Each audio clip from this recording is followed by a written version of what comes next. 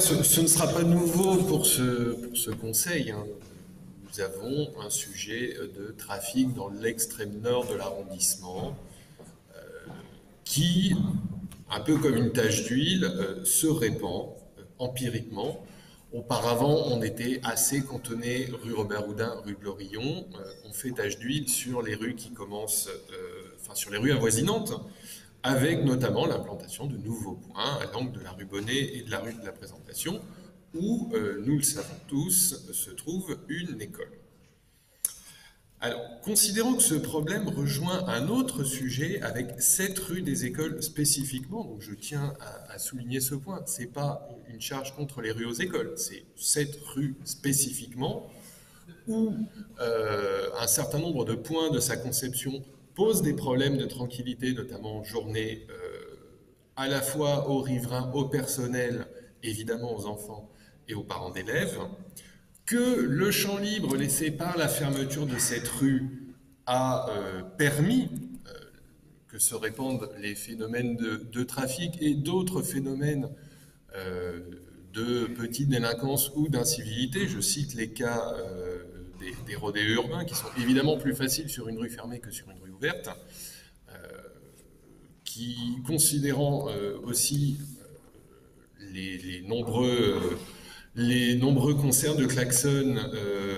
des véhicules ainsi que la présence nombreuse d'engins à deux roues bruyants qui ne respectent pas la réglementation liée au bruit, considérant l'action régulière et notamment récente de la police nationale contre les trafics avec des résultats et des résultats significatifs qui méritent d'être salués, mais considérant que ces actions coup de poing ne peuvent pas être dissociées d'une politique de long terme et notamment de l'occupation du terrain, donc nous émettons un certain nombre de propositions. L'une d'entre elles consiste à temporairement réouvrir la rue de la Présentation, et uniquement cette rue-là, à nouveau, ce n'est pas une charge contre les rues aux écoles, mais c'est uniquement cette rue-là, pour favoriser une circulation qui empêche évidemment les actes d'opportunité, l'implication massive et continue dans ce secteur de la nouvelle police municipale, qu'on réfléchisse, il y a actuellement des locaux de la préfecture de police,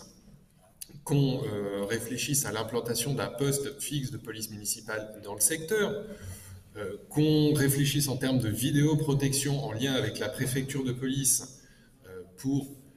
en complément de l'action des effectifs de la dite préfecture de police, pour leur permettre plus de souplesse et plus de réactivité dans leur action, qu'il y ait un rapprochement de la ville avec les bailleurs,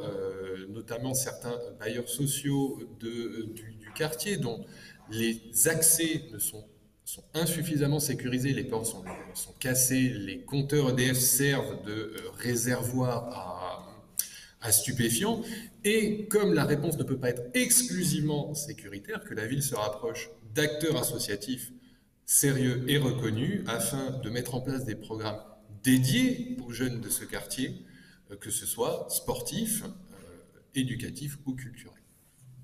Oui, juste dans la minute qui m'est impartie, donc visiblement on n'était pas dans la même rue puisque les habitants demandent unanimement qu'on rouvre, enfin la quasi-unanimité, qu'on rouvre cette rue aux écoles temporairement, au moins jusqu'à régler l'autre sujet d'importance. De la même manière, je me fiche qu'un peu soit marqué à droite ou à gauche, ça ne m'intéresse pas. Moi, ce qui m'intéresse, c'est les riverains qui sont venus nous voir, qui nous ont saisis, qui vous ont écrit récemment, monsieur le maire, il doit y avoir 15 jours. Non, les trafics ne se sont pas arrêtés par l'intervention de la police nationale du mois de septembre. Ils sont toujours là, ils étaient là la semaine dernière, ils étaient là il y a 15 jours, ils étaient là il y a 3 jours. Et notre demande n'est absolument pas contradictoire. Oui, la police nationale fait son travail